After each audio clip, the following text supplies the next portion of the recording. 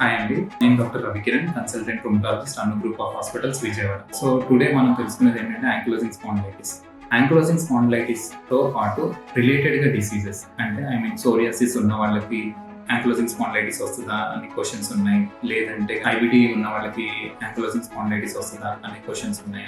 So ఈ రోజు వాటి గురించి అవగాహన తెలుసుకుందాం. సోరియాసిస్ అంటే స్కిన్ డిసీజ్. ఆ స్కిన్ డిసీజ్ ఉన్న వాళ్ళకి కూడా కీళ్ళవాతం రావచ్చు, వాళ్ళకి కూడా వేలు వాపు రావడం, వెన్ను పెట్టడం లాంటి సమస్యలు కూడా ఉంటాయి.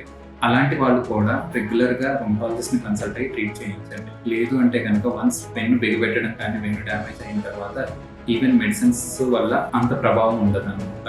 రెండోది IBD related arthritis. IBD related అంటే ఇన్ఫ్లమేటరీ బౌల్ డిసీజ్.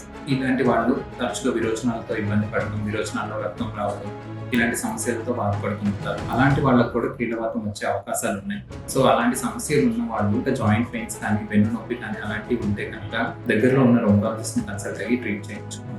ఈ రెండే కాకుండా యూవిఐటిస్ అంటే కన్ను సమస్య.